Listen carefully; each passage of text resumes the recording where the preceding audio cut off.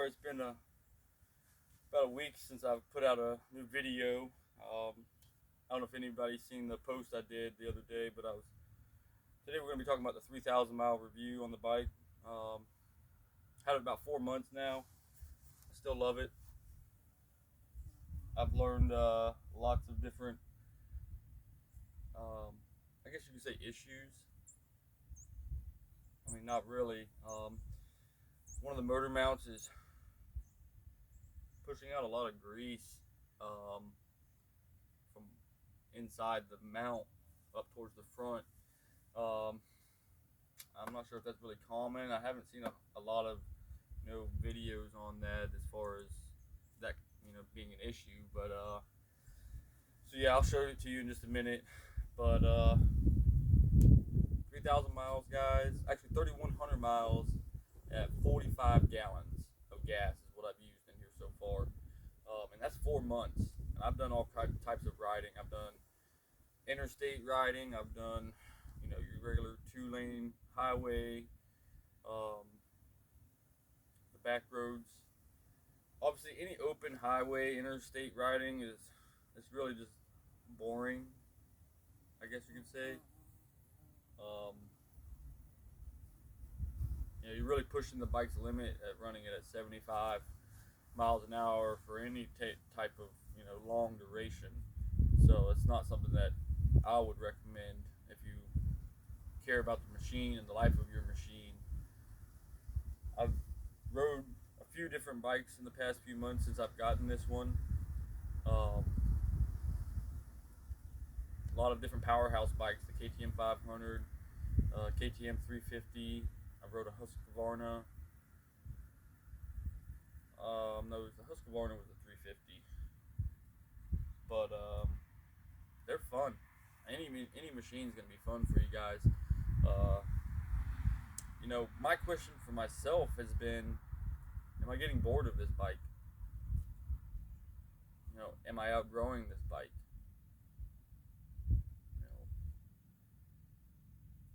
3,000 miles later, do I regret buying the bike? Do I wish I would have got something different? That's crossed my mind a bunch. When I'm going into the throttle and especially open road, kind of makes me think maybe the CB 500X could have been a better option for me. I can't say for sure because I haven't rode that bike yet. You can watch all the videos until you're blue in the face, but you're not really going to get a good perspective on a bike until you set your butt on it and take it for a ride. So as far as highway goes, I think the CB 500X definitely would be the way to go. I would be a little more worried about the bottom end power for these tight trails that we go on out here between Blackwater and Eglin Air Force Base. So to answer those questions, no, I'm not bored of the bike yet. Do I wish I would have got something else? No, because my goal still is to keep this bike forever. Eventually, maybe let my niece and my nephew, they'll be able to take it for rides when they get older. My nephew, maybe even let him ride it out here in the area, when he's getting old enough to be able to handle this machine. So I have only changed the oil in this bike once in the past 4 months. I just hit 3,000 miles, and I think I'm gonna go ahead and change it. Even though the manufacturer Honda recommends at 8,000 miles for the next oil change after the break-in, which is a really long time, guys. I mean, the oil changes themselves really aren't expensive. You might be 20, 30 bucks on an oil change. So it's not, as bad as changing, the oil in a car. It's not, I guess you could say, it's expensive. It takes less oil. The filter is pretty small. So I think the only thing that I hate about the bike, and I think that most people that have ever ridden these bikes or something similar to the stock tires on here, guys, are really, really horrible. And they get worse over time. They don't improve as you're gonna get wear on the tires. Um, I've done two really fast-paced rides with a group of guys, and the first time, I was really confident in banking turns really hard at high speeds, and going into the throttle and leaning off of these turns, and just really confident and kind of certain that I was going to get a certain amount of grip. And I think it had been about 1,000 miles I'd put on the bike, roughly, give or take a couple hundred. And we went and did another aggressive ride. And just from that 1,000 miles or so, I could tell a huge difference in the performance of the tires, whether they're aired down or not. Um, you know, with regular air pressure in these tires, off road, it's very squirrely. It dances all over the place. When if you get into it, it just breaks traction very easy. Obviously, you deflate. Your tire pressure gives you a little bit more traction. Your outside lugs here kind of get a flatter surface on the ground. So, but even after I bagged them down for the second ride, um, and we went through the same loop too, by the way. It wasn't a different terrain or anything like that. We did the same exact loop in the same direction at basically the same pace, um, and huge difference night and day from the first ride to the second ride. So something to keep in mind is your tire wear. I've been doing a lot of research, and I think the biggest hassle most people are going to have with deciding on a tire is deciding on what kind of riding they're doing. I'm still doing a lot of blacktop riding, guys. I use this thing for work, for the past few months, going back and forth. It's a huge gas saver. I mean, I spend $4 a week in gas, and it's a 50-mile trip there and back. Um, no, probably about 45 miles. So it's a huge gas saver. Um, I don't have a lot of bad things to say about the bike. I'm a pretty experienced rider, so I kind of wish I had an option to get the non-ABS model just to save the $500 or $600. Um,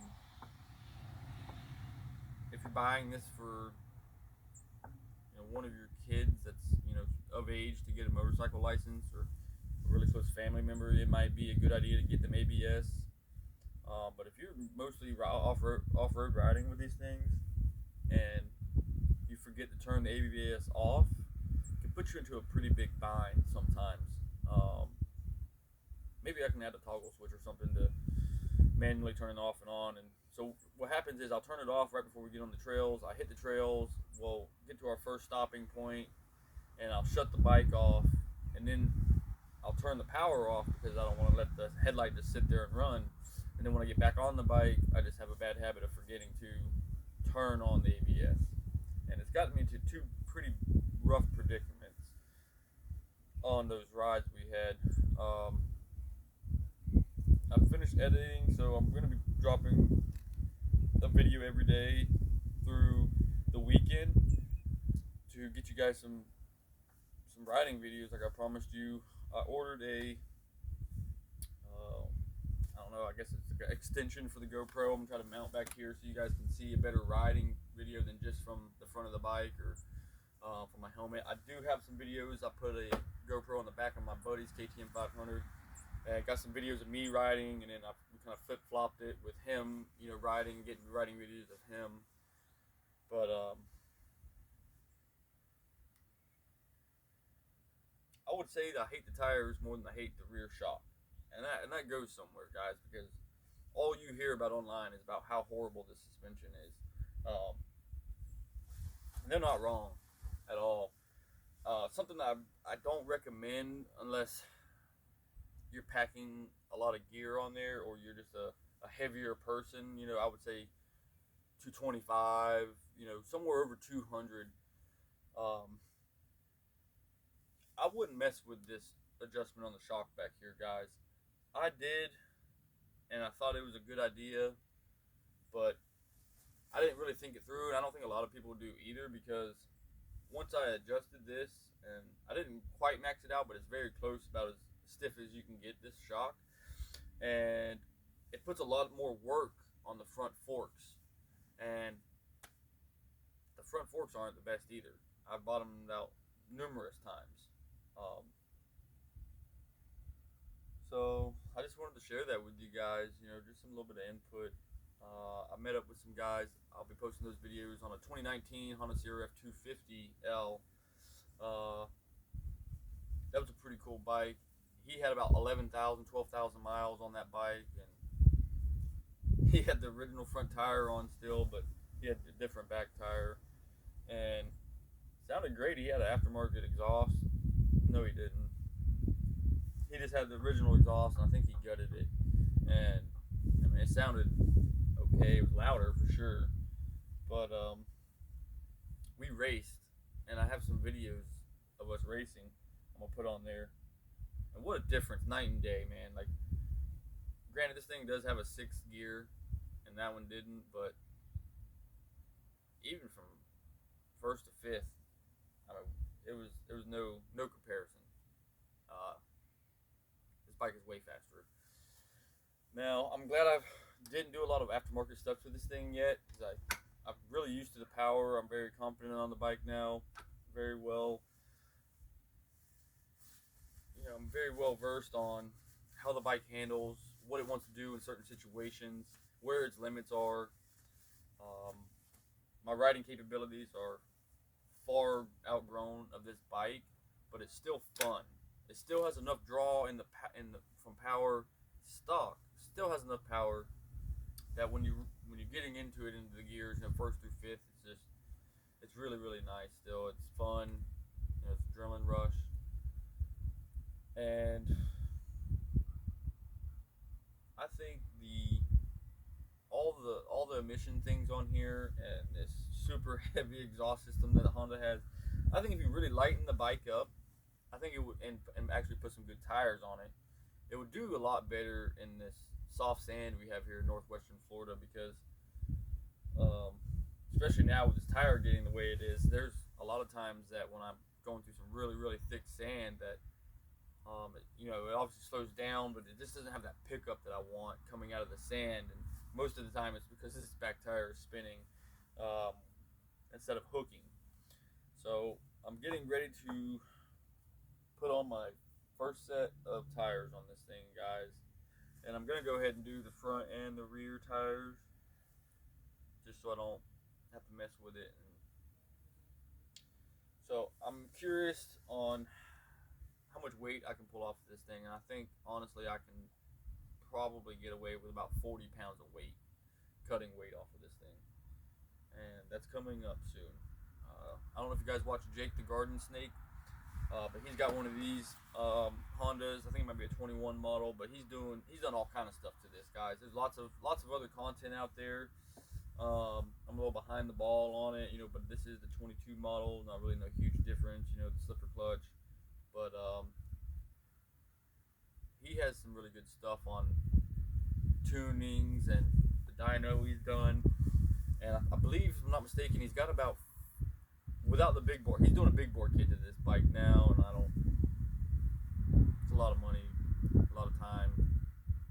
Some people would say just to buy something else, but he's got all kind of toys, so it's content for him, it's content for us, it's information, and who doesn't want to have the baddest 300 out there anyway? So, but again, Jake the Garden Snake, guys, give him a shout out. He's got great content, great information, and I believe he's got about a 40% power gain out of this bike before the big bore kit. And he's done all the emission deletions, and he's done a supermoto version of the bike, and then he did an adventure version of the bike. And so, guys, if you haven't checked that channel out, check it out, and show him some love. He's got really really great stuff out there. And so hopefully I'll be able to do some videos with you guys with the exhaust and some other stuff. We're going to be doing some deletions on this thing, and we're going to try to get some more power out of it. I think it's like 24 horsepower.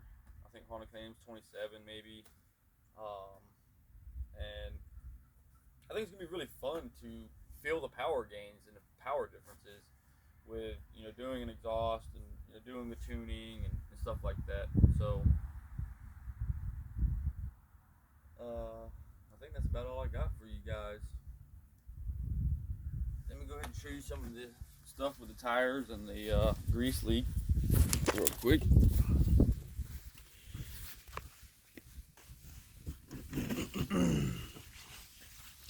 So here's the back tire.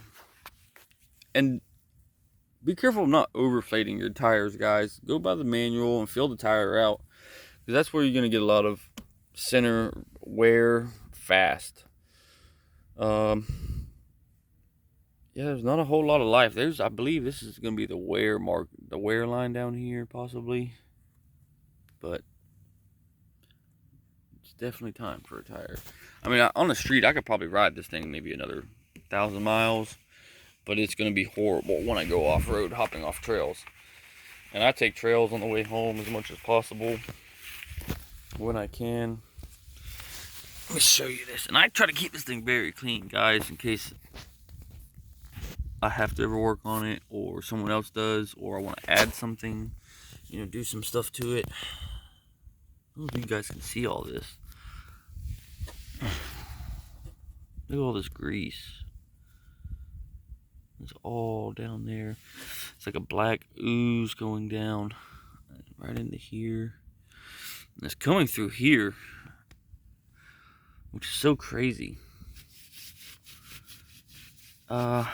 Yeah, guys, leave in the comment box if any of you guys are familiar with that, or if y'all think, you know, why it's doing it, or common issues like that with grease in the mounts. I can't tell if the bottom one's done it. I cleaned it up, but I think it's all just coming from this top one up here. I think we might try to order some different sprockets and play around with the sprockets on here too. I'm just gonna up the gearing on it with the sprockets instead of lowering it, just to see how much more I can get out at the top end.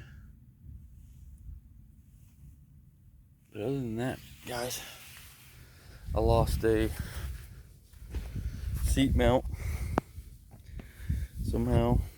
Maybe I didn't put it in tight enough. I thought I did. It's possible. And another thing, guys,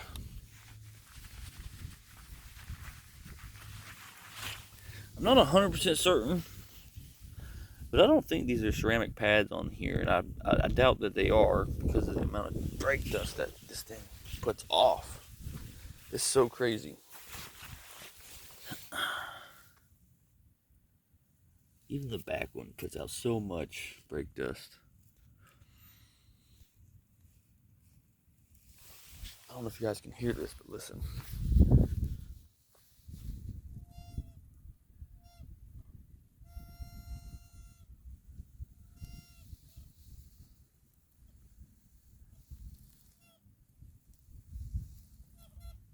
This is the brake pad on the rotor down there. It's done that since day one. Alright, guys, hit that like, share, subscribe button. Send it to your friends. Appreciate you guys tuning in. See you next time.